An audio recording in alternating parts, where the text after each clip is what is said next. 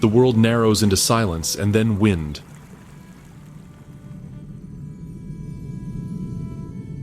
A ceaseless, howling gale that whips across a landscape where earth and sky seem indistinguishable. Before the eye, there stretches an endless plain of white, so vast, so unforgiving, that even the horizon appears frozen in time. This is no ordinary wilderness. This is the edge of existence. Here, the sun rises reluctantly, casting long, pale shadows across glaciers older than human memory. The ice itself is alive, groaning, cracking, shifting with the weight of continents. From above, it appears eternal. From within, it whispers its fragility. Auroras writhe in the polar night like serpents of green fire, painting the heavens with colors no brush could ever capture. Beneath their silent dance, snowfields shimmer like diamonds scattered by unseen hands. Beauty here is not gentle, it is merciless. Every color, every shimmer, every flash of light is a reminder of nature's dominance. But beneath the frozen calm lurks danger. A world of predators moves silently, their breath hidden by the veil of snow.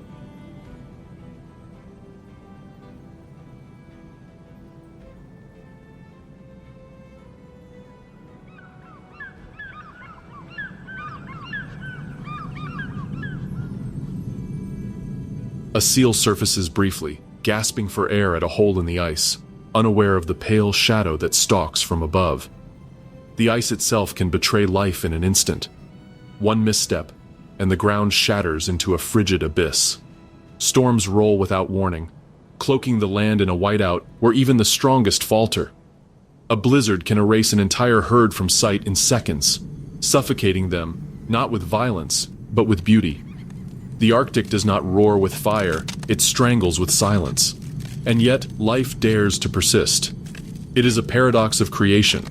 Where survival seems impossible, life thrives with its greatest intensity. The Arctic is not barren. It is alive, vibrant, and brutal. Its inhabitants locked in a perpetual struggle against ice, wind, and time itself. And so we begin our journey. Through frozen oceans and wind-scoured tundra, through the haunting glow of auroras and the crushing black of polar night. This is no ordinary wilderness. It is the crucible of survival. This is a land forged in ice and ruled by survival.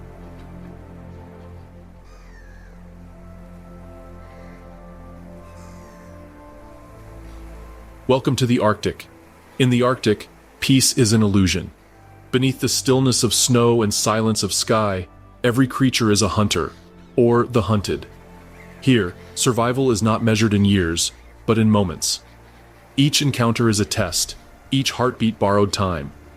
On the frozen surface of the sea, a ringed seal breaks through a narrow breathing hole, its whiskers trembling as it scans the horizon. The air is calm, the ocean below teeming with life. But just beyond sight, a shadow waits. A polar bear crouches low, its massive paws spread across the ice to distribute its weight. The hunter's patience is legendary. It can wait for hours, motionless, as the seal returns again and again for breath. For the bear, this single moment could mean the difference between life and starvation. For the seal, a single mistake will mean death. Far inland, another battle unfolds. The caribou herd moves like a river of life across the tundra, hooves carving trails through frozen soil. Their journey is relentless, migrating hundreds of miles in search of food. But they are not alone. White shadows follow, almost invisible against the snow. Arctic wolves. They move in silence, their pack coordination honed by generations. They do not chase blindly. They watch. They measure. They wait for weakness. A limping calf, a lagging elder. This is the wolf's opportunity. For the caribou, safety is found only in numbers. For the wolves, hunger sharpens their unity. Beneath the icy waters, the struggle is no less fierce. A pod of narwhals glides gracefully through the black depths, their spiraled tusks gleaming like lances from another world. They surface together, exhaling mist into the frigid air. But danger lurks below. Orcas, wolves of the sea. They hunt with intelligence and coordination, driving the narwhals into shallower waters where escape becomes impossible. Each move is calculated, each strike deliberate. For the narwhals, their speed and cohesion are their only hope. For the orcas, persistence is victory. Across this frozen realm, the rules are simple yet absolute. Hunt or be hunted. Survival is not constant. It is fragile, fleeting, and fought for every moment of every day. No creature here can rest for long. Even the mighty predators, kings of their domains, live on the edge of famine. Success today offers no promise for tomorrow. This is the rhythm of the Arctic, a heartbeat quickened by pursuit, slowed by hunger, stopped by the smallest misstep. Here, every life is balanced on a blade of ice, every second a contest between power, patience, and chance.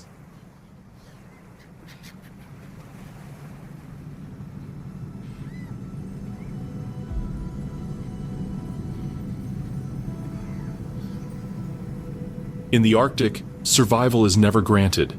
It is taken, and each heartbeat is borrowed time. The Arctic is more than a frozen desert. It is a realm of contrasts, shaped by ice and silence, yet alive with drama. Stretching across the top of the world, it covers millions of square kilometers, a vast expanse where the land meets the sea and forms both magnificent and merciless. Here lies the tundra, a treeless plain, endless and unbroken, where mosses and lichens cling stubbornly to permafrost. In summer, this barren expanse bursts into fleeting color, wildflowers igniting the ground like sparks on a cold hearth.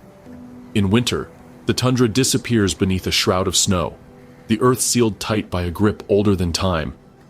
Beyond the land, glaciers dominate the horizon, giants of ancient ice that creep ever so slowly toward the sea. Their groans echo like thunder, and when they break, titanic walls collapse into the ocean with a roar that shatters the silence.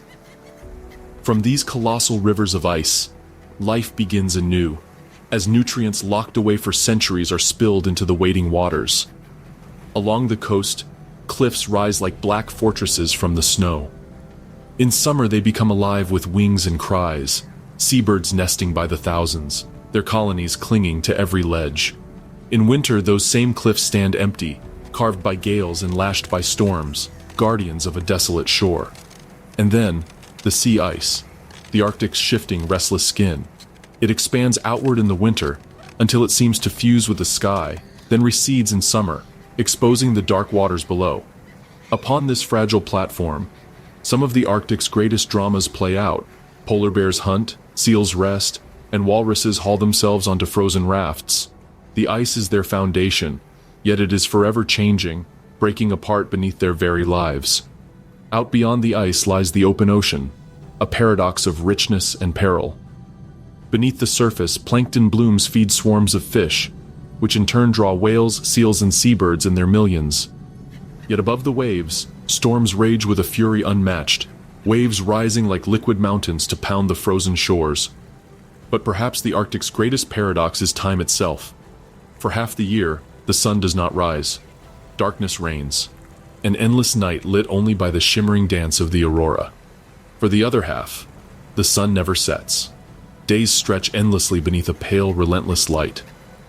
The creatures of the Arctic must adapt not only to cold, but to the rhythm of light and dark, thriving in abundance during the fleeting summer, and enduring the long famine of winter's night. This is the stage upon which life here must perform. A world of shifting seasons, of silence broken by violence, of beauty entwined with death. Amidst this harsh canvas, life flourishes in ways that defy imagination. Let us meet the creatures of the ice. Upon the frozen skin of the Arctic Ocean, a shadow moves with silent precision.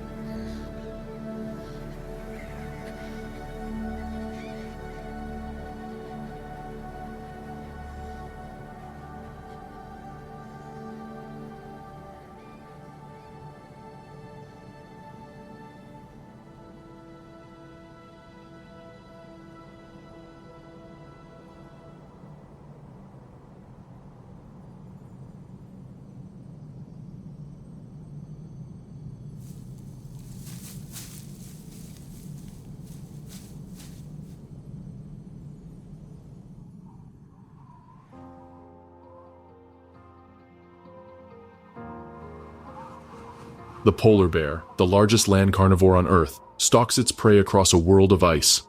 Massive yet graceful, weighing over half a ton, it carries the poise of a predator sculpted by cold and hunger. To the seal, it is death incarnate. To the Arctic, it is king. At a small breathing hole in the ice, a ringed seal surfaces for air, whiskers twitching nervously as it inhales the frigid air. It cannot know what waits above. The polar bear has positioned itself downwind, pressing its bulk against the snow, motionless as carved marble. Minutes pass, then hours. For the bear, patience is the sharpest weapon. The seal must return, and when it does, the strike is instant, a lightning-fast plunge of paw and jaw.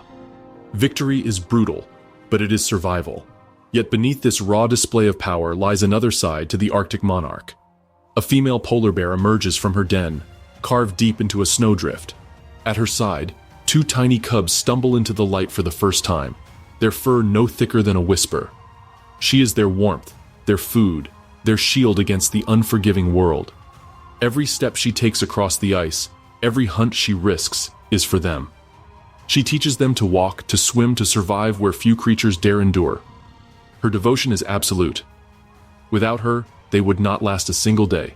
But even kings can be brought low, not by rival predators, but by the shifting throne beneath their paws. The Arctic sea ice, once vast and enduring, now fractures and retreats with alarming speed.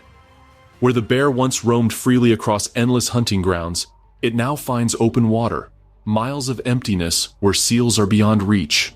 Longer swims are forced upon them, journeys that sap their strength, that leave cubs clinging to their mother's back, struggling not to drown. Many do not survive. Each year, the ice breaks earlier, returns later. Each year, the bear must push harder, starve longer, risk more. The hunter becomes the hunted, not by fang or claw, but by the invisible predator of a warming world. The seal it waits for may not come. The den it digs may collapse. The kingdom it rules is crumbling beneath its feet. And yet, the polar bear endures. With unmatched strength, it swims through frigid waters. With ancient instinct, it teaches its young the art of survival. With quiet majesty, it remains the living emblem of the Arctic's fierce spirit. For as long as there is ice, the polar bear will stalk it. As long as there is snow, its cubs will play upon it. And as long as there is hunger in this frozen world, the king of the Arctic will fight to reign. In the Arctic, no creature embodies both grace and vulnerability quite like the seal. They are the heartbeat beneath the ice, the lifeblood of the polar bear, and yet they are also masters of survival in this unforgiving realm. The most widespread of them all is the ringed seal, small, agile, and perfectly adapted to a frozen ocean. With claws sharp as chisels, it carves breathing holes through ice more than 2 meters thick, creating lifelines where none should exist. These holes are its sanctuary, a place to breathe, to escape, to survive. Females fashion snow caves above them, secret dens where tiny pups are born, their white fur blending seamlessly with the snow. But even here, safety is fragile. The polar bear's nose is relentless, and one swipe of a paw can shatter the den, ending a life before it begins. Larger and more formidable are the bearded seals, heavy-bodied giants that rest upon the ice floes like gray boulders. Their long whiskers sweep the seafloor, sensing clams and crustaceans buried in the mud. In the water, they are strong and sure, but on the ice they are clumsy, dragging themselves with awkward effort. It is here, upon this frozen stage, that danger strikes. A polar bear charges, a crack of ice, a desperate dive. The seal vanishes into the water's safety, leaving only a spray of snow and a frustrated hunter. Agility beneath the waves is their greatest shield, but the moments on ice are perilous, a gamble every time they surface. Then there are the harp seals, travelers of the open sea. Recognizable by the black harp-shaped markings on their backs, they gather by the thousands on drifting pack ice to give birth. For a few brief weeks each spring, the floes are alive with the cries of pups, helpless white bundles waiting for mothers to return with milk rich enough to double their weight in days. But the nursery is also a hunting ground, a place where predators stalk and storms can shatter the ice beneath entire colonies. Survival here depends on timing. Pups must learn to swim before the ice vanishes, or they will vanish with it. For all seals, the ocean is sanctuary. Beneath the ice they are transformed, sleek, swift, and untouchable. They twist through underwater labyrinths, holding their breath for minutes at a time, vanishing into blackness where predators cannot follow. but the surface remains their weakness. To rest, to breathe, to raise their young, they must risk the ice, stepping onto a stage where danger is always watching. They are the prey upon which the Arctic depends, the sustenance of bears, the quarry of orcas, the lifeline for entire ecosystems. Yet they are also survivors in their own right, engineers of ice holes, masters of the sea, guardians of fragile generations.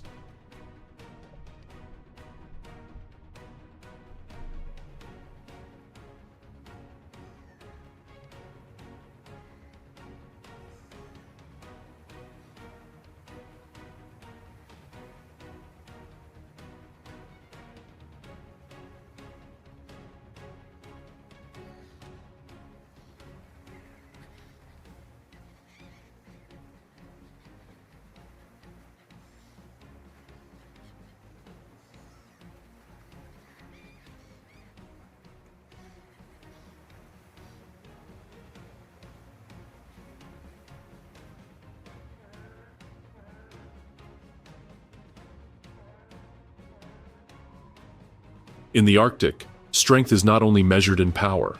Sometimes, survival belongs to the ones who endure, slipping silently between worlds of water and ice. Small, swift, and endlessly resourceful, the Arctic fox may not carry the brute strength of a polar bear or the speed of a caribou, but it possesses a different weapon: cunning. Where others rely on power, the fox survives with wit. In the Arctic, that is often the greater strength. Against the white canvas of winter, the fox is a phantom. Its thick coat blends seamlessly with snowdrifts, making it nearly invisible to both prey and predator. Silent as the wind, it prowls the tundra, its keen ears swiveling to detect the faintest sound beneath the snow. A lemming scratches, a vole scurries, and the fox freezes, head tilted. Then, without warning, it leaps high, diving nose first into the snow.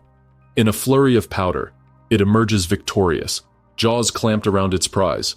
For the lemming, it is the end. For the fox, it is another day endured. But the Arctic fox is no simple hunter. It is an opportunist, a trickster who thrives on scraps others leave behind. In the distance, a polar bear feasts on a freshly caught seal. To the bear, the leftovers are nothing. To the fox, they are treasures. Boldly, it edges closer, darting in to snatch a morsel of fat or meat before retreating just as quickly. The bear hardly notices. For the fox, every shred of scavenged food means warmth, energy, and survival. Its coat tells its story of adaptation.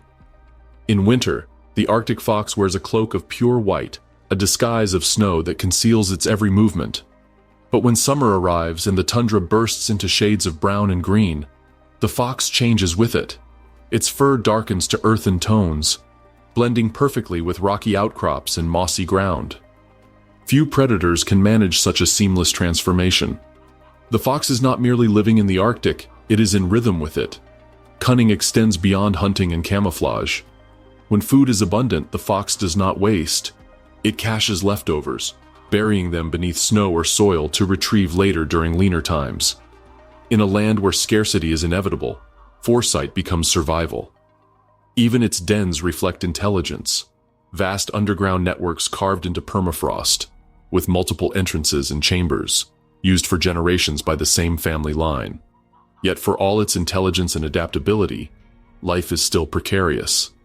Larger predators will kill a fox if given the chance. Winters can stretch long beyond expectation.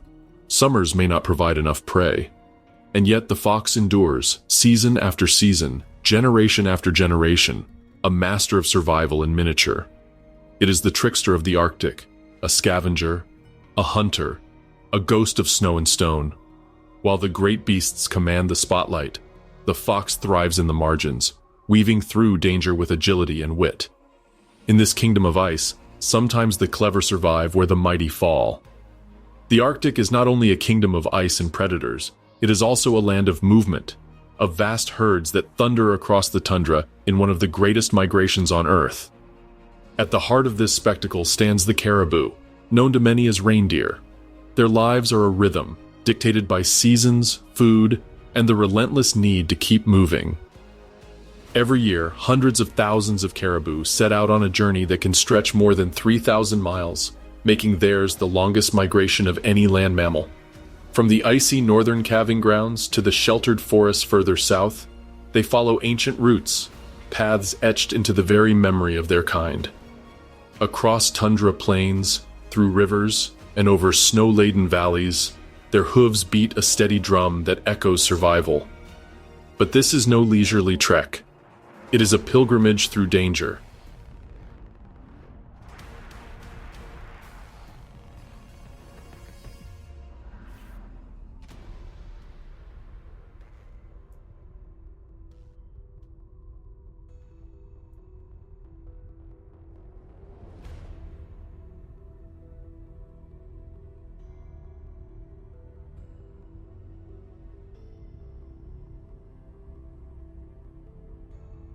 For the caribou, the tundra is both friend and foe. It offers the lichen and mosses that sustain them, yet it also stretches endlessly with no shelter, leaving the herds exposed to the eyes of predators. In the shadows, wolves follow, patient, determined, and always watching. Entire wolf packs can trail a herd for weeks, testing their strength, waiting for weakness. For the wolves, the migration is a feast on the move, but only if they succeed. The caribou's strength lies not in claws or teeth, but in numbers and endurance. When the herd surges forward, predators are overwhelmed by the chaos, forced to focus on the very young, the very old, or the unlucky. At the height of summer, the tundra becomes a nursery. Females, heavy with new life, pause on the open plains to give birth. The timing is crucial. Calves must be born when food is plentiful, and when the herd's strength in numbers offers some protection. A newborn calf can stand within an hour, and by the end of its first day, it can outrun a human. Yet even with this head start, survival is never guaranteed. Wolves, bears, and golden eagles strike at the vulnerable. For every calf that makes it, many others fall before their first winter. But for the survivors, the journey continues. Caribou live in a world of constant motion. In spring and summer, they press north, chasing fresh vegetation as the snow retreats. In autumn, they retreat south, driven by the pull of shelter from blizzards and easier access to food. When rivers swell, they cross in unison, hundreds at a time, churning the water into white froth. Many drown, pulled under by strong currents or exhaustion, yet the herd moves on. The migration does not wait for stragglers. Their resilience is astonishing. Caribou hooves adapt with the seasons, soft and spongy in summer for traction on soggy ground, then sharp-edged in winter, able to dig through snow and ice to uncover hidden lichen. Their noses act like living furnaces, warming the frozen air before it reaches their lungs. Every part of their body is built for survival in this realm of extremes. And yet, even these great wanderers face challenges beyond predators. Climate change shifts the timing of seasons, alters migration routes, and brings unpredictable ice storms that can lock away food beneath impenetrable crusts. Starvation can sweep through entire herds when conditions turn against them. Still, the migration endures. As the auroras dance above the tundra, the herds march onward, a living river of endurance, persistence, and survival. Across ice, rivers, and endless plains, the caribou remind us that survival is not a destination, but a journey. An eternal migration written into the frozen heartbeat of the Arctic. In the endless white wilderness, where sound is swallowed by snow and silence feels eternal.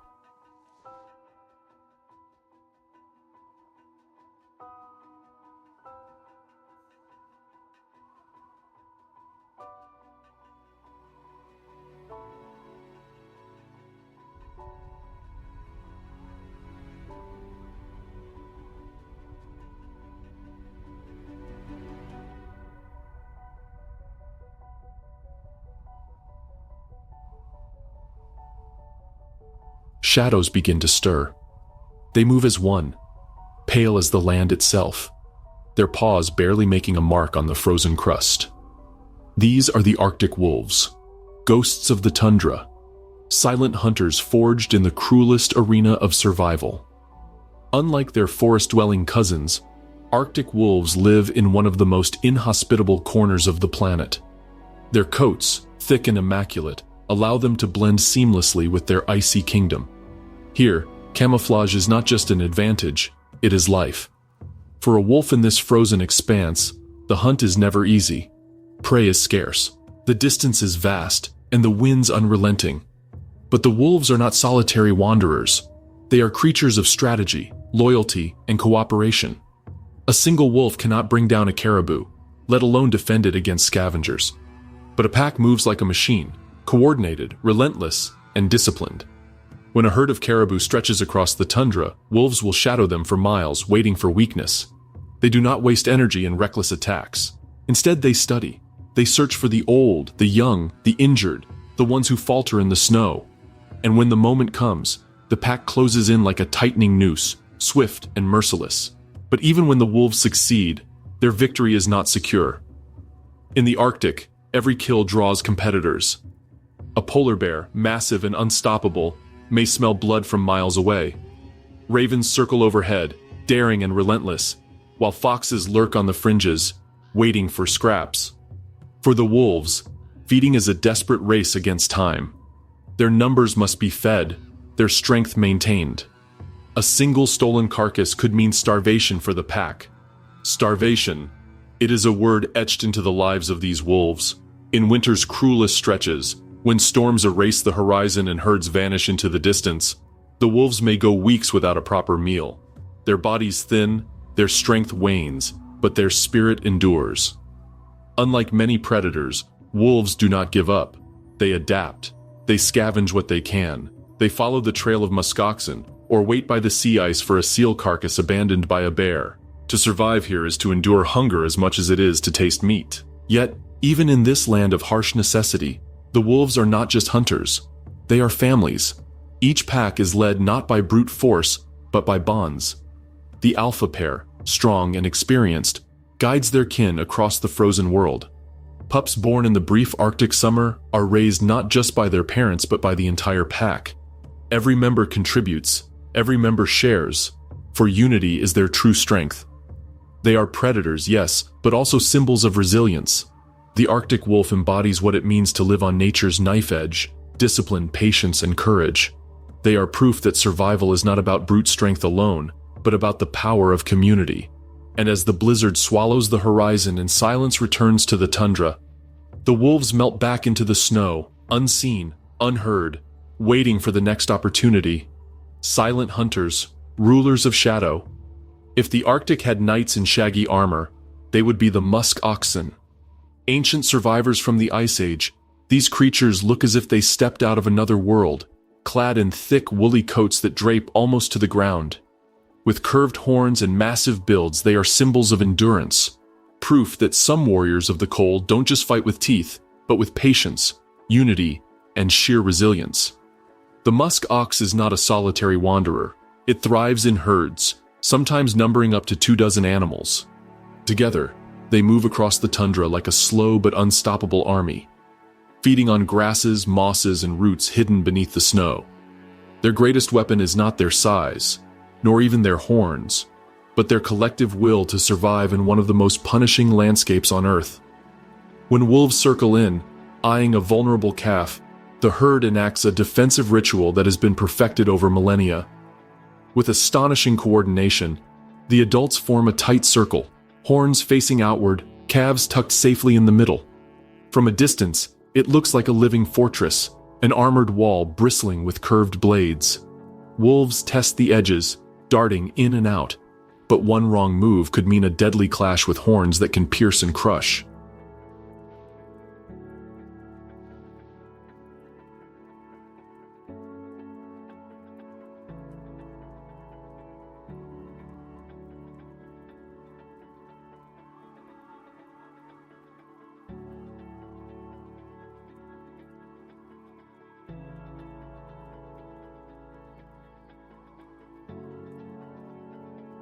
This strategy does not always save the young, but it often forces even the hungriest predator to think twice. Few defenses in the wild are as iconic, nor as effective, as the musk ox's circle of survival. Yet predators are not the only challenge these warriors face. The Arctic itself is a foe. Blizzards sweep across the tundra with merciless force, burying the land in white chaos. Temperatures plummet to levels that would freeze steel, but the musk ox stands firm, wrapped in its extraordinary undercoat, known as kiviot. Softer than cashmere, lighter than wool, and 8 times warmer than sheep's fleece, Kiviut is nature's ultimate insulation. It shields the animal through storms that last for days, when visibility disappears and even breathing feels like inhaling shards of ice. In those moments, the musk ox lowers its head, endures, and waits. For them, survival is often a matter of weathering the storm, literally.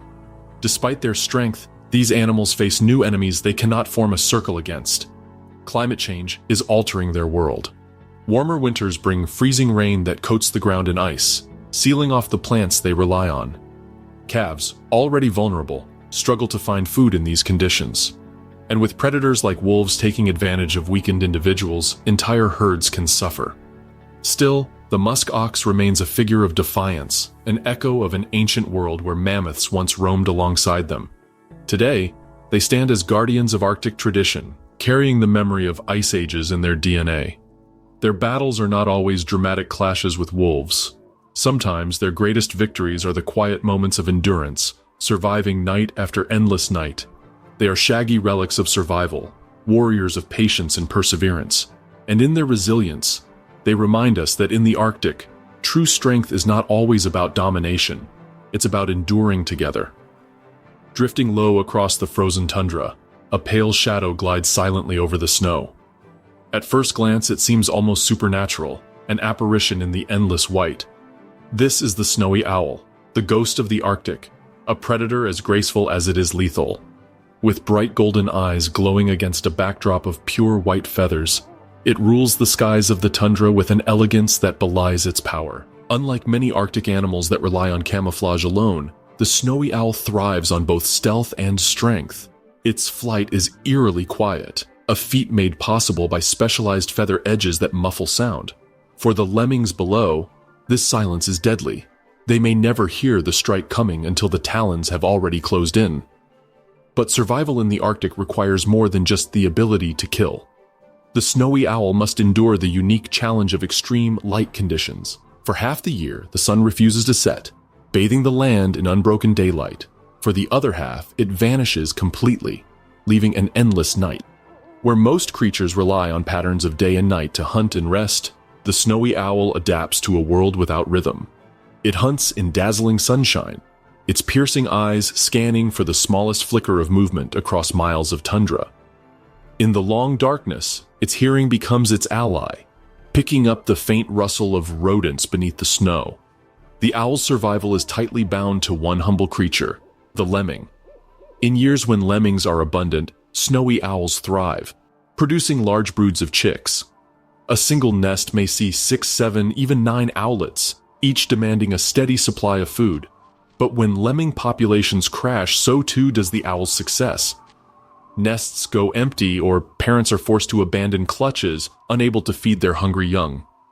Raising chicks in this unforgiving wilderness is a monumental task. Unlike the polar bear or the musk ox, which can shield their young with brute strength, snowy owls must rely on vigilance and relentless hunting. The male patrols the skies, bringing back prey to the nest, while the female guards the chicks from predators like foxes or marauding jaegers. On the tundra, where there are no trees or shelters, the nest is nothing more than a shallow scrape on the ground, vulnerable, exposed, and defended with ferocity. Any intruder, from fox to human, will meet the wrath of a mother owl, swooping and striking with talons sharp enough to draw blood. Even in the face of such challenges, snowy owls endure, their resilience etched into every beat of their wings. They are not merely creatures of the Arctic, they are symbols of its mystery, its brutality, and its beauty. Each time they take to the skies, they remind us that survival here is not just about strength, but about adaptation, patience, and the will to endure. The tundra may seem silent and empty, but when the ghost of the Arctic spreads its wings, it becomes alive with a deadly grace.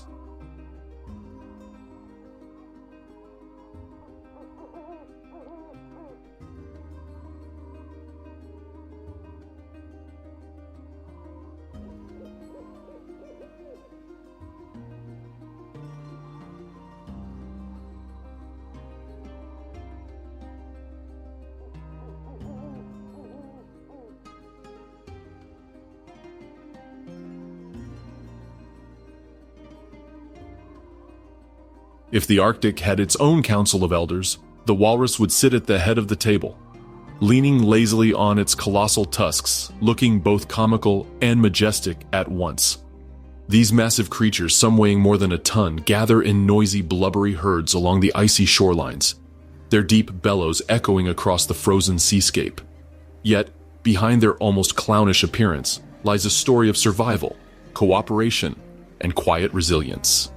The walrus is defined by its tusks, elongated canine teeth that can grow up to 3 feet long. They are multi-purpose tools, used for hauling their bulky bodies onto ice floes, for dominance displays among males, and sometimes as weapons in clashes over territory or mates. The tusks are not instruments of predation. Instead, they are symbols of strength and hierarchy in walrus society. Life in the Arctic demands adaptation, and walruses meet this challenge with thick layers of blubber, sometimes nearly 6 inches deep, that insulate them against frigid waters. But unlike polar bears, they do not hunt seals. Instead, their diets are focused on the seafloor, where they use sensitive whiskers, called vibrissae, to detect shellfish hidden beneath the mud. With surprising delicacy for such massive creatures, they vacuum up clams, mussels, and snails, their powerful tongues creating suction strong enough to extract soft bodies from hard shells. In this way, the walrus is not a predator of speed but of persistence. Walruses are also deeply social animals. Thousands can be found hauled out together on a single beach, pressed against one another in a wall of wrinkled skin and ivory. These gatherings are far from peaceful. Grunts, bellows, and the occasional clash of tusks keep the order. Yet in these sprawling communities, calves find safety. Mothers guard their young fiercely, warding off predators like polar bears and even orcas with surprising courage. When danger approaches, a protective circle often forms, with adults surrounding calves, tusks outward like a living fortress. Calves themselves are the heart of walrus society. Born on ice floes in spring, they remain close to their mothers, nursing for over a year, and learning to forage under careful supervision. A mother walrus is patient and devoted, guiding her calf through the treacherous ice and teaching it how to navigate the unforgiving waters. The bond is unshakable, a small miracle in a world where survival is never guaranteed. Yet, walruses face new challenges. As sea ice vanishes, they are forced to gather in greater numbers on land, where food is farther away and stampedes can break out if the herd is startled. Calves, unable to keep pace with panicked adults, are often the casualties. What was once a safe sanctuary of ice has become, in many places, a perilous crowding ground. Still, the walrus endures. With every bellow that echoes across the shoreline, with every calf that clings to its mother's side, these giants declare their resilience. They are reminders that survival in the Arctic is not always about speed or stealth. It is often about strength, community, and the will to stand together against the storm. Beneath the frozen ceiling of Arctic ice, shadows move with uncanny intelligence. These shadows are not ghosts, but apex predators of the sea, the orcas, also called killer whales.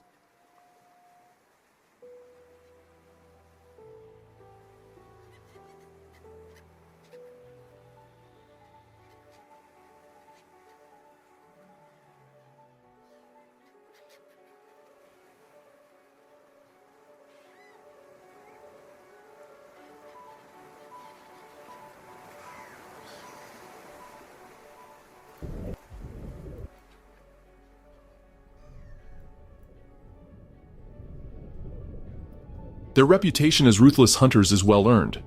But what makes them extraordinary is not just their power, it's their brilliance. Orcas are often called the wolves of the sea for good reason.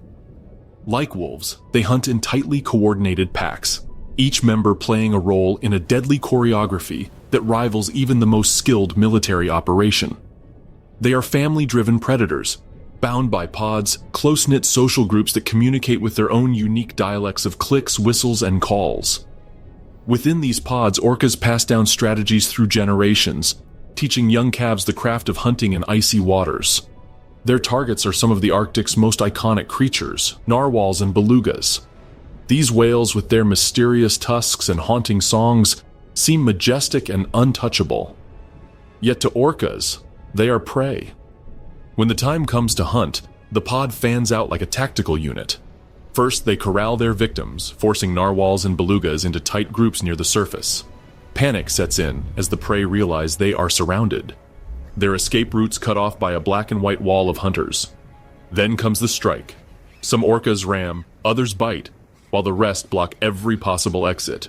It's brutal, efficient, and terrifyingly effective. But orcas are not only hunters of whales. Their menu is vast. Seals resting on ice floes, seabirds skimming the water, and even massive walruses, though the latter put up a formidable fight. To reach seals, orcas display one of their most astonishing behaviors.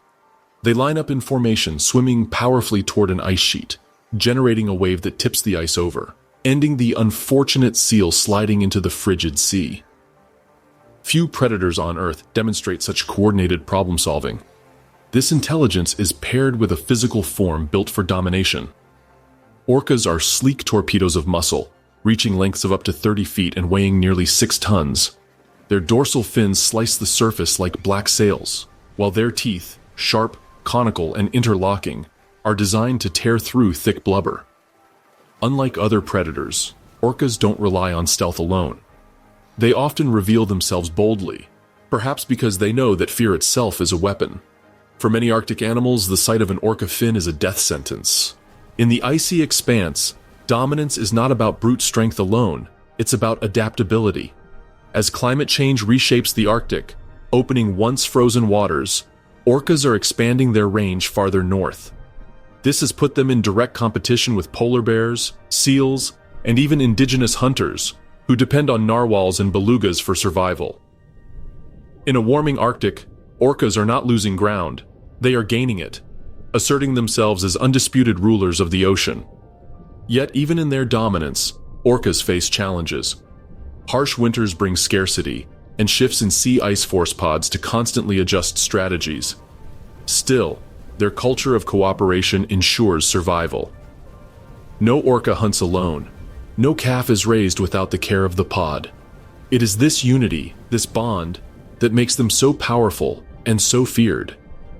In the end, the orca embodies the paradox of the Arctic.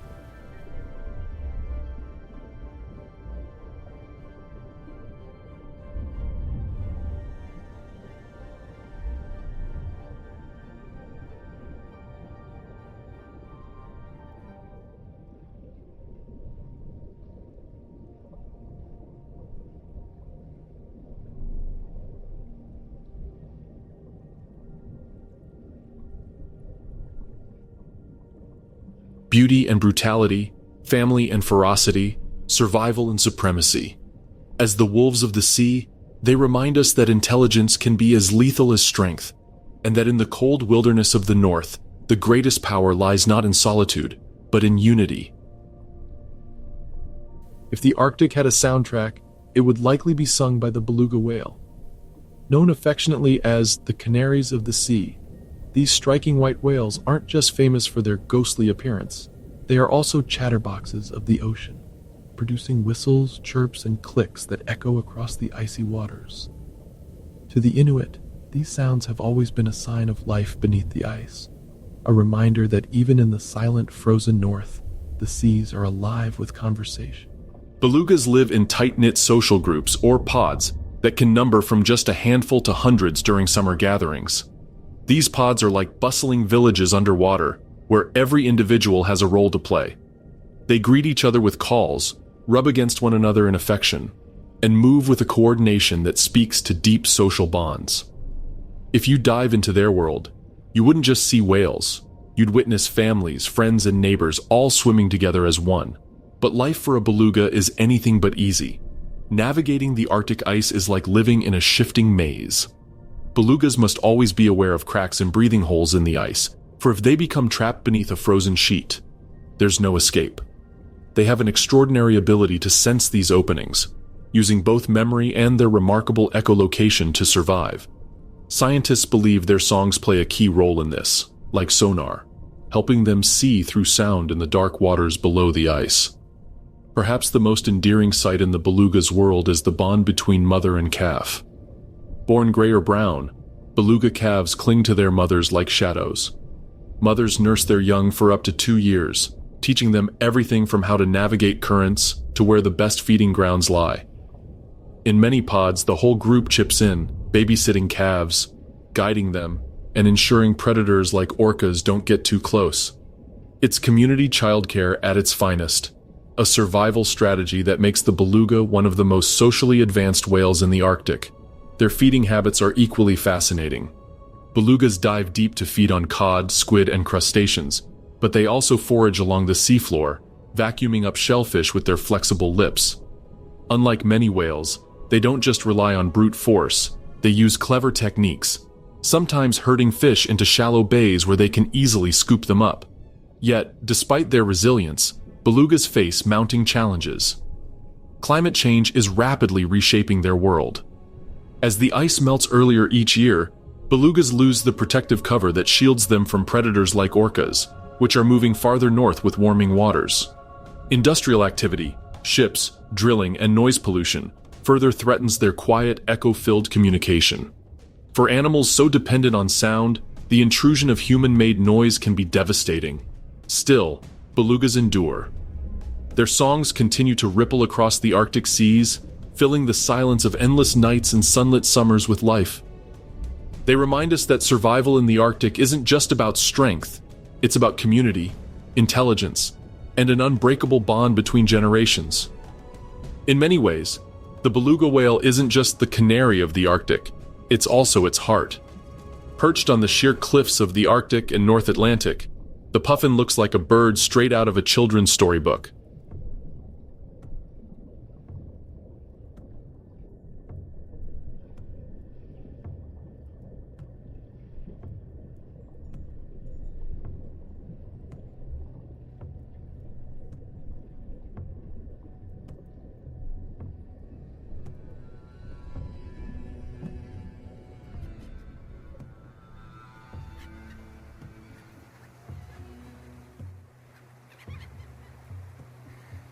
With its black and white tuxedo body and a brightly painted beak that glows orange and red during breeding season, the puffin is often nicknamed the clown of the sea. But don't let its comical appearance fool you.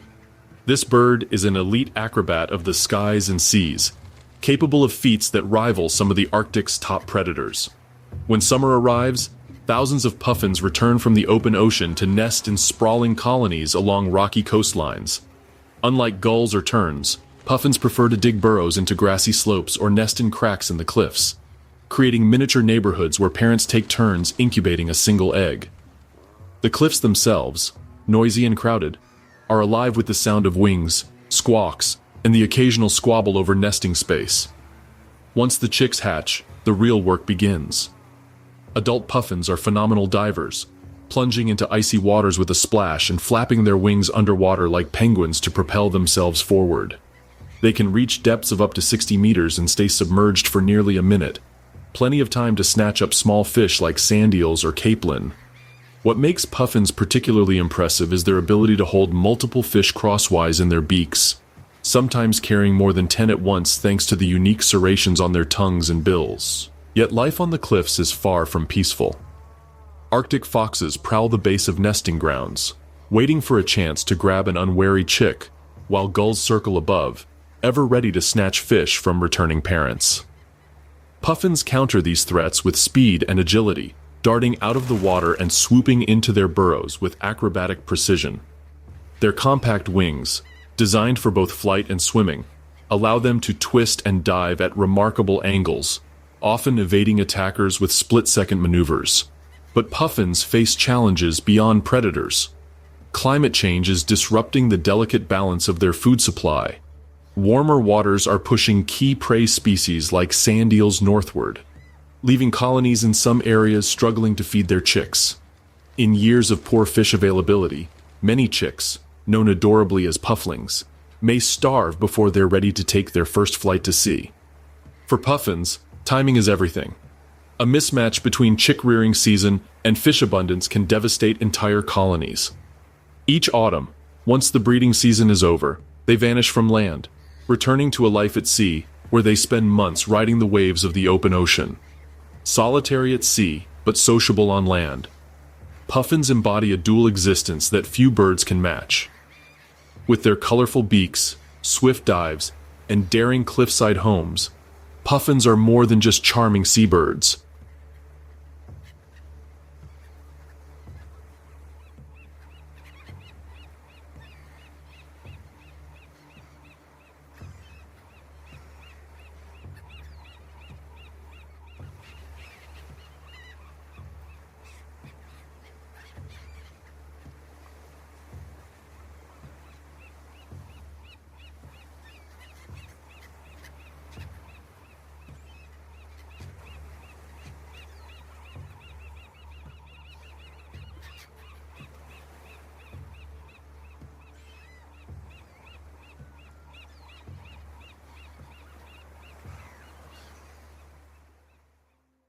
In the endless expanse of the Arctic tundra, where snow can stretch to the horizon like a blank sheet of paper, one small creature thrives by being both invisible and lightning fast: the Arctic hare.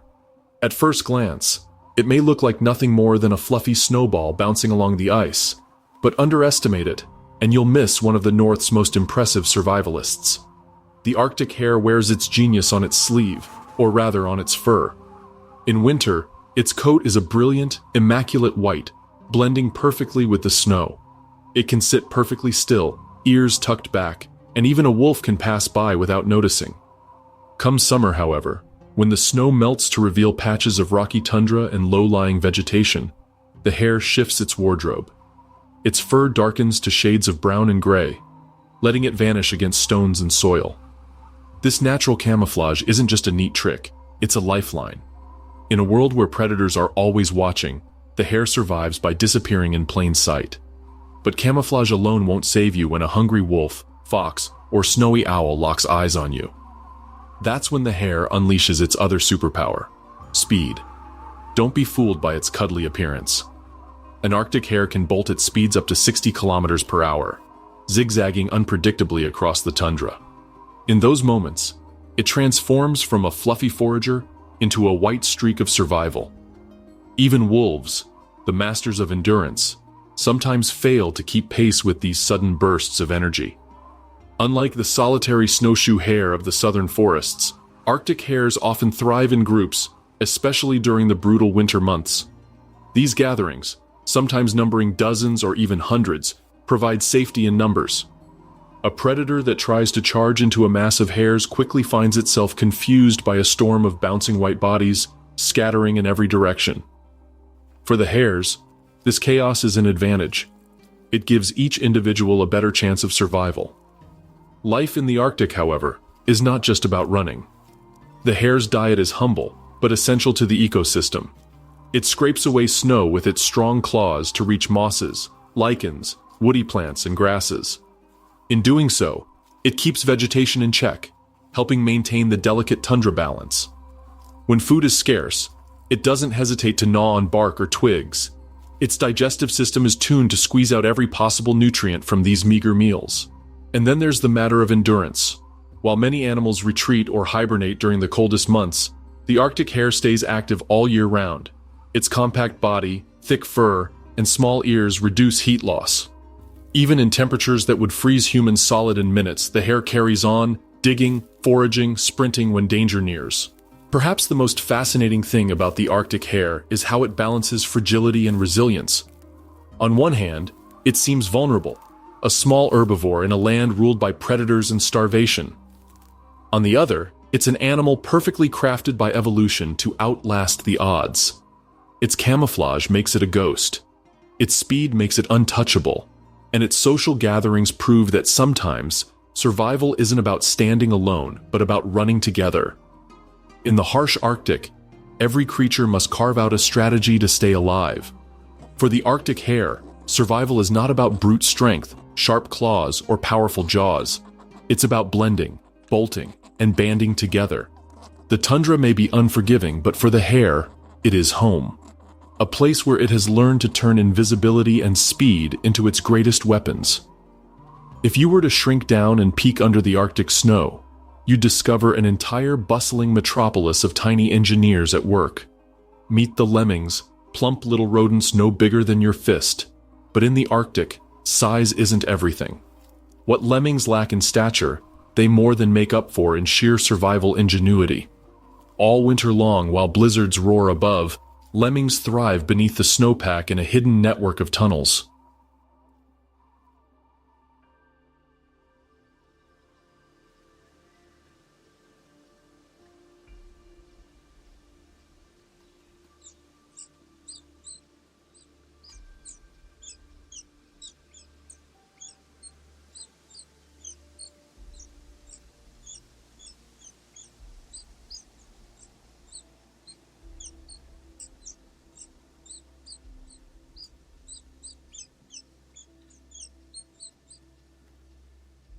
These miniature architects chew through roots, grasses, and moss, carving out warm burrows that serve as both pantries and nurseries.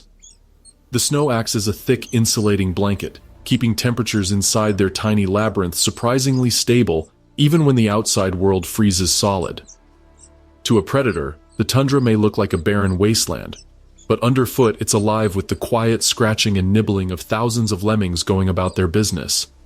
But lemmings aren't just surviving. They're shaping the entire Arctic food web. Their numbers rise and fall in dramatic population cycles every 3 to 4 years. When lemming populations boom, the tundra is practically hopping with rodents, and predators like snowy owls, Arctic foxes, and stoats dine like royalty. Chick survival rates for owls skyrocket in good lemming years, while fox dens overflow with well-fed pups. But when lemming numbers crash, the entire predator chain trembles. Hungry owls may abandon nests. Foxes wander miles in search of scraps. And wolves turn their sights on larger prey like reindeer calves. In short, these tiny creatures are the gears that keep the Arctic machine running. Of course, lemmings also carry an unfortunate reputation, thanks to one of the biggest myths in animal history: mass suicide. For decades, popular culture painted them as mindless creatures who threw themselves off cliffs in massive migrations. The truth? That myth was largely fabricated by a staged documentary in the 1950s. Lemmings do migrate when populations explode, sometimes in huge waves that force them to swim across rivers or lakes in search of food. Some drown in the attempt, but it's not intentional. It's survival, not self-destruction. The lemmings weren't leaping to their deaths out of despair. They were desperately trying to expand into new territory. Their story is less about doom and more about resilience. Think of it. A tiny, seemingly insignificant rodent not only survives in one of the harshest climates on Earth, but also dictates the rise and fall of some of the Arctic's most iconic predators. Without lemmings, the tundra would be eerily quiet, devoid of the pulse that keeps life cycling through feast and famine. So next time you imagine the Arctic, don't just picture polar bears, whales, or mighty wolves. Remember the humble lemming, the underground architect whose quiet labor and explosive populations fuel the drama above the snow. They may be small, but in the Arctic, their influence is enormous, proof that sometimes the tiniest creatures carry the greatest weight in the struggle for survival.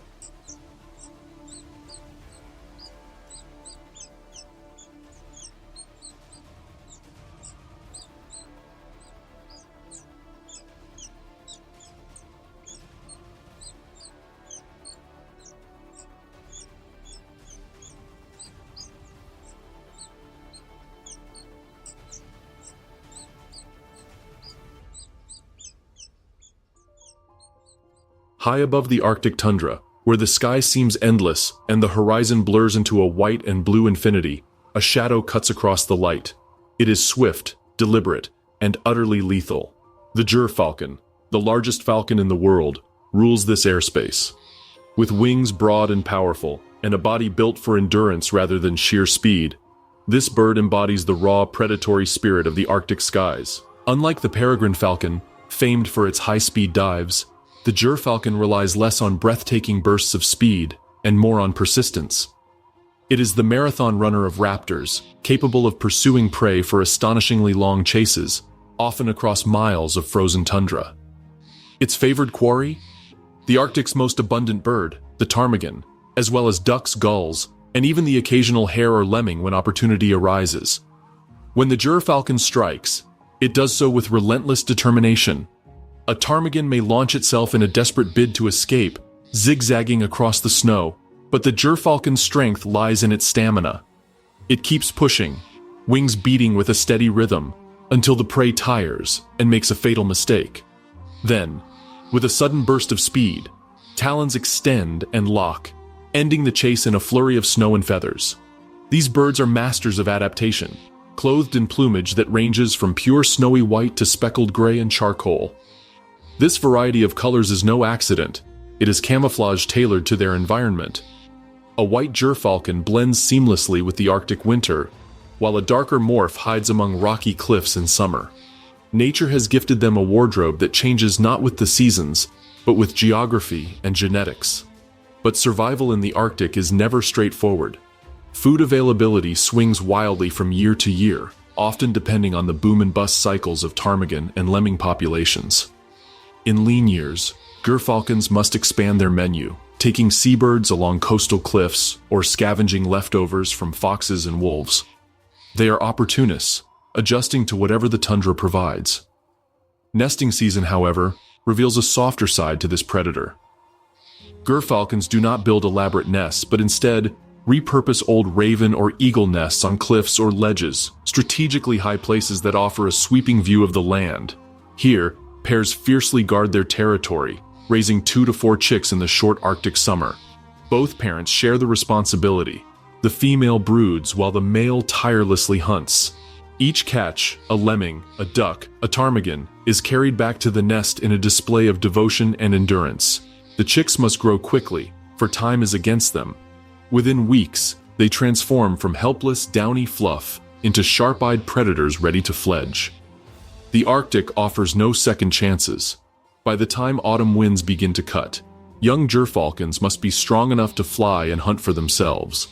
For centuries, humans have admired these raptors, considering them among the most prized birds of falconry.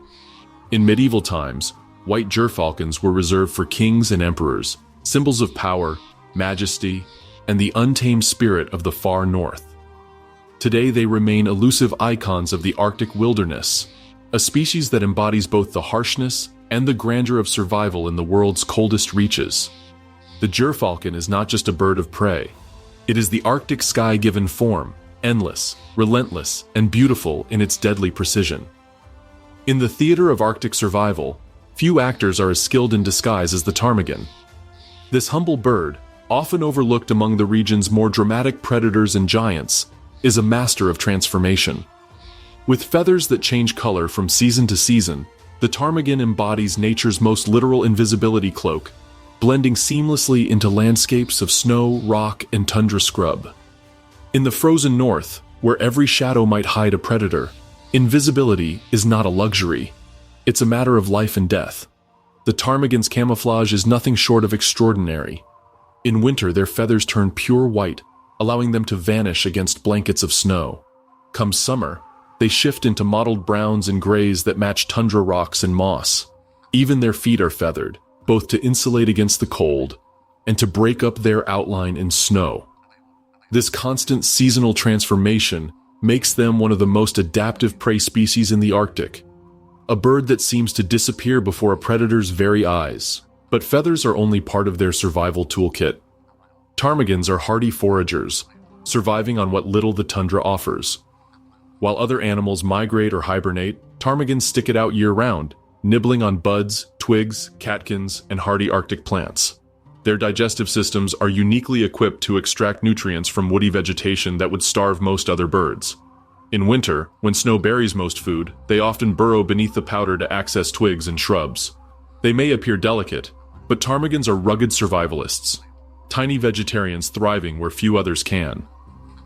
Predator evasion, however, remains their greatest daily challenge. Wolves, Arctic foxes, gerfalcons, snowy owls, and even humans all consider ptarmigans fair game.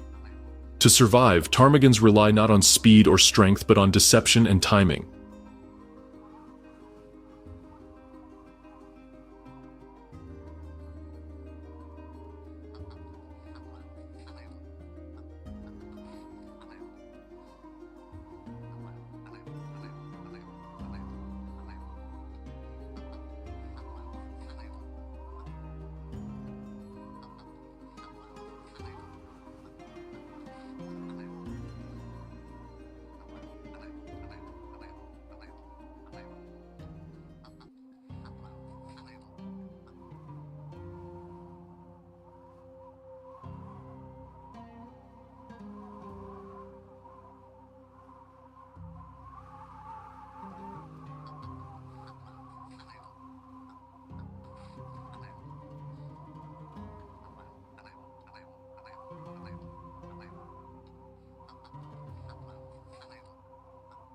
Their camouflage buys them precious seconds, allowing them to stay motionless while danger passes.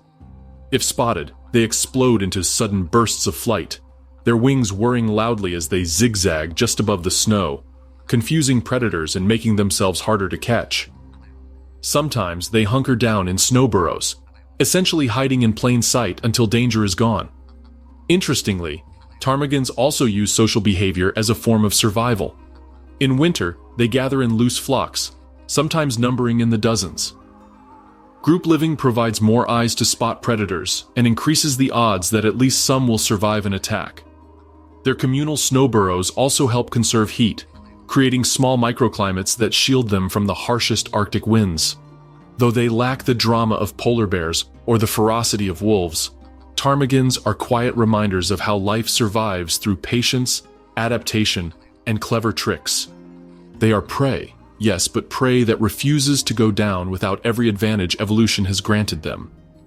In the Arctic food web, the ptarmigan's role is vital. They feed falcons, owls, and foxes, supporting the predators that symbolize power. Yet their survival skills prove that even the smallest, most vulnerable creatures can outwit death through sheer ingenuity.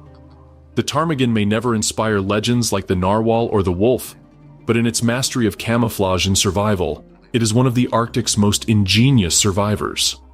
Hidden in the snow, feeding quietly among the tundra shrubs, it remains one of the Arctic's best-kept secrets, seen only by those sharp-eyed enough to notice. High above the Arctic tundra, where the sky seems endless and the horizon blurs into a white and blue infinity, a shadow cuts across the light. It is swift, deliberate, and utterly lethal. The gerfalcon, the largest falcon in the world, rules this airspace. With wings broad and powerful and a body built for endurance rather than sheer speed, this bird embodies the raw, predatory spirit of the Arctic skies. Unlike the peregrine falcon, famed for its high-speed dives, the gerfalcon relies less on breathtaking bursts of speed and more on persistence. The insects and arthropods that thrive where few life forms dare to exist. These hidden survivors prove that size doesn't dictate resilience. Summer in the Arctic might be short, but it is explosive. As soon as the ice retreats and the tundra begins to thaw, the land comes alive with swarms of mosquitoes. Yes, mosquitoes in the Arctic. They appear in astonishing numbers, forming dense clouds so thick that they can drive caribou to madness, sap strength from migratory birds, and test the patience of even the hardiest human explorers. Unlike their tropical cousins, Arctic mosquitoes don't need months of heat to survive. Their life cycle is accelerated, making the most of the brief thaw to breed, bite, and buzz. In fact, some scientists argue that these tiny vampires are one of the most influential forces on Arctic ecosystems, shaping migration patterns and survival strategies of much larger animals. But mosquitoes aren't alone in this frozen kingdom. Enter the Arctic bumblebee, a furry, buzzing marvel that thrives where flowers bloom for only a fleeting season. Unlike bumblebees in warmer climates, these insects have evolved to generate and conserve body heat. They can shiver their wing muscles to warm themselves, creating enough heat to fly in near-freezing air. Their dense coats of hair act like insulation, keeping their tiny bodies from freezing in the chilly Arctic wind.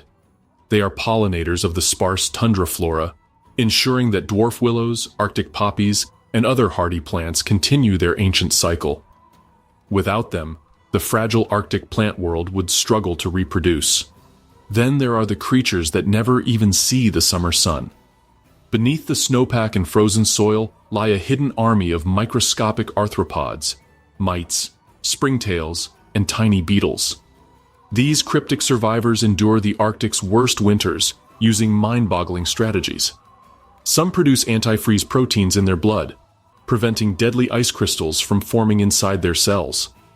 Others freeze solid completely, entering a state of suspended animation, only to thaw and scuttle about when the sun finally returns. From the humble Arctic cod to bizarre ice fish with antifreeze coursing through their veins, their survival strategies showcase nature's finest engineering. If the Arctic had a crown jewel of survival, it would be the Arctic cod, Boreogodus saida. Despite their small size, rarely longer than 30 centimeters, they hold an outsized role in the ecosystem. Schools of cod gather in the chilly waters beneath the sea ice, feeding on plankton, krill, and other microscopic life that blooms during the brief summer window. In turn, these fish become the primary food source for seals, seabirds, narwhals, belugas, and even the fearsome polar bears who indirectly depend on them. Without cod, the entire Arctic food web would wobble like a house of cards. Scientists often call them a keystone species, meaning that if cod populations collapse, predators up the chain could starve. Their abundance and resilience are why puffins dive into icy waters, belugas sweep through pods of them, and seals fatten up before the harsh winter. As if straight from a sci-fi novel, icefish and their relatives have evolved anti-freeze proteins in their blood. While most fish would freeze solid in subzero seawater, these proteins prevent ice crystals from forming in their bodies. It's as if they carry a biological survival potion, keeping them alive in temperatures colder than your freezer at home. This adaptation is not just a neat trick, it's essential. In waters where the mercury drops below -1.8 degrees Celsius, only creatures with such physiological quirks can endure. Researchers have studied these anti-freeze proteins for potential use in medical science, from organ preservation to cryosurgery, proving that Arctic survival strategies may one day help humans too. What makes Arctic fish especially fascinating is how they navigate life beneath a ceiling of ice. Unlike tropical fish darting among corals, these species live in near-permanent twilight, relying on instinct and resilience. Arctic cod often hover just under sea ice, taking advantage of algae that grow in its underside. These ice algae provide food for plankton, which in turn sustains cod, a delicate cycle hidden from the world above. Seasonal migrations also play a critical role. As ice expands and retreats, cod shift their range to follow the plankton blooms, essentially chasing their food across a frozen desert. This migration fuels predators waiting at every turn, from seabirds plummeting like missiles to whales sweeping through vast schools. The significance of fish beneath the Arctic ice cannot be overstated. Every predator, from the elegant gerfalcon hunting seabirds to the mighty orca hunting seals, depends directly or indirectly on these fish. Remove them, and the carefully balanced Arctic ecosystem collapses. In the silence of the frozen ocean, unseen by most of humanity, fish like the Arctic cod and icefish ensure that life endures. They are the unsung heroes of the tundra's survival saga, proving that even in the coldest, darkest corners of our planet, life finds a way. In the frozen seascape of the Arctic, where the sea ice can stretch endlessly to the horizon, lives one of the most extraordinary creatures on Earth, the bowhead whale. Known as the ancient giant of the North, this whale holds secrets of survival that span centuries. With lifespans exceeding 200 years, bowheads are among the longest living mammals on the planet. Imagine a whale that swam under Arctic ice before electricity was even invented, still alive today. Their longevity alone places them in a league of legends. The bowhead whale gets its name from its enormous bow-shaped skull, an evolutionary masterpiece built for one critical purpose: breaking ice. Weighing over 100 tons and stretching up to 60 feet long, the bowhead uses this powerful skull to smash through sea ice more than 2 feet thick. To the casual observer, it might look like brute strength, but this ability is essential for survival. In a world where a few minutes without air can spell disaster, the bowhead's ice-breaking head is literally a key to life. But size and strength are not the only impressive traits of these giants. Bowheads are also master communicators. They produce an astonishing variety of songs, moans, and complex calls that can travel great distances under the ice. Scientists have even described bowhead songs as being more elaborate and varied than those of humpback whales, making them the Arctic's great composers. Every winter, these songs fill the frozen ocean with a haunting chorus, a soundtrack to survival in one of the harshest environments on Earth. Their feeding strategy is just as remarkable. Bowheads are baleen whales, equipped with long plates of baleen instead of teeth. These act like giant combs, filtering millions of tiny prey such as krill, copepods, and other plankton out of the icy waters. With mouths that can open wider than the width of a car, Bowheads simply glide through dense swarms of prey and let the Arctic's productivity fuel their immense bodies. What makes them truly special, however, is not just their biology, but their resilience. Bowheads have lived through centuries of human threat. During the height of the 18th and 19th centuries, commercial whalers nearly drove them to extinction. Their blubber, rich in oil, was in high demand for lamps and machinery, while their baleen was prized for corsets and buggy whips. Populations crashed dramatically. Yet, despite this devastation, the bowhead survived. Protected today, some populations are slowly recovering, making them a rare story of hope in the Arctic's conservation battles. Still, the bowhead whale faces modern dangers. Climate change poses the greatest threat, reshaping their icy habitat. As sea ice melts, new shipping lanes open in the Arctic, increasing the risks of ship strikes and noise pollution that can disrupt their communication. Changes in ocean temperature also affect the distribution of plankton, potentially impacting their food supply. For an animal that has perfected the art of long life, these rapid changes are troubling. And yet, the bowhead remains a symbol of endurance. Their ability to adapt, their haunting songs beneath the ice, and their sheer survival across centuries remind us of the resilience woven into the Arctic's fabric of life. The bowhead whale is not just a creature, it is living history, carrying the wisdom of centuries in its genes, its songs, and its icy path through time. In the Arctic, survival isn't just about dodging predators or finding food. It's about enduring a stage that no other theater of life can rival, the relentless seesaw between summer's endless sun and winter's unyielding night. These two extremes define everything that breathes, crawls, swims, or flies in this frozen realm. When the midnight sun circles endlessly above the horizon, the Arctic transforms into a buffet of abundance. Ice recedes, waters teem with plankton, and fish-like Arctic cod surge in numbers. Migratory birds arrive in explosive flocks, turning rocky cliffs into cacophonous nurseries. Caribou wander in vast herds across the tundra, gorging on lichens, mosses, and newly sprouted vegetation. Polar bears roam the ice edges, feasting on seals made accessible by thinning floes. For the smallest creatures, summer is no less of a frenzy. Mosquitoes rise in swarming clouds, tormenting everything from humans to caribou. Bumblebees buzz furiously, pollinating the short-lived bursts of Arctic flowers. Insects cram their entire life cycles into weeks, rushing against the ticking clock of summer's brevity. It's a season of gluttony, growth, and preparation because everyone knows what comes next. Winter is a time of starvation and shadows. When the sun vanishes for months, the Arctic becomes an entirely different world. Darkness drapes the land, temperatures plunge to extremes, and food supplies wither to almost nothing. For some, the solution is retreat. Migratory birds head south, leaving behind only hardy residents. For others, survival means transformation. The ptarmigan, once brown in summer, turns ghostly white, vanishing against snowy backdrops. Arctic foxes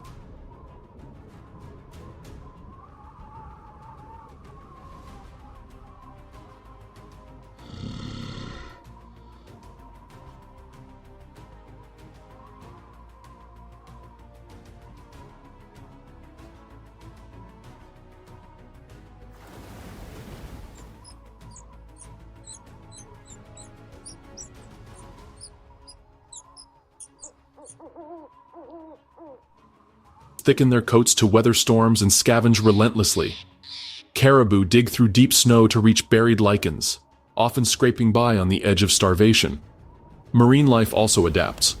The bowhead whale, with its colossal fat reserves, persists under the ice, straining tiny plankton when it can find them. Seals conserve energy, resting on floes and diving sparingly. Even predators like polar bears endure lean times, forced to fast until spring brings the hunt back to life. What makes the Arctic remarkable isn't just how its creatures survive each season, but how dramatically they shift between the two. Lemmings explode in population during productive summers, only to become the feast that fuels snowy owls, foxes, and gerfalcons in winter. Orcas thrive in ice-free summers, but as the ice spreads in winter, they retreat south, leaving narwhals and belugas to navigate the frozen labyrinth. This dance between feast and famine, light and shadow, abundance and scarcity, has created some of the most adaptable, resilient creatures on Earth. In the Arctic, the year isn't just divided by weather, it's divided by battles, each fought with a different set of strategies. And for every species, the challenge isn't simply surviving summer or winter, it's surviving both, and everything in between. The Arctic may seem empty, but beneath the ice and snow hums one of the most finely tuned ecosystems on Earth. Every life, from the tiniest lemming to the towering polar bear, plays a role in the survival of another. Out here, balance isn't optional, it's the law of existence. Take the lemming, for instance. These fist-sized rodents might look like insignificant furballs, but their population cycles ripple across the tundra like shockwaves. When lemming numbers soar, snowy owls raise larger broods, Arctic foxes thrive, and even stoats grow plumper. But when lemming populations crash, as they do naturally every 3 to 4 years, the predators that rely on them must scramble for alternatives, often shifting to raiding seabird colonies or scavenging leftovers from wolves. In the Arctic, one creature's boom or bust can decide another's fate. Then there are the wolves and caribou, locked in an ancient dance. Wolves chase caribou across endless tundra, thinning herds and keeping populations in check. Without wolves, caribou could overgraze fragile mosses and lichens, threatening the very foundation of the ecosystem. Predators may seem merciless, but in truth, they are guardians of balance, preventing the land from tipping into ruin. The story continues offshore, where seals form the beating heart of the marine food chain.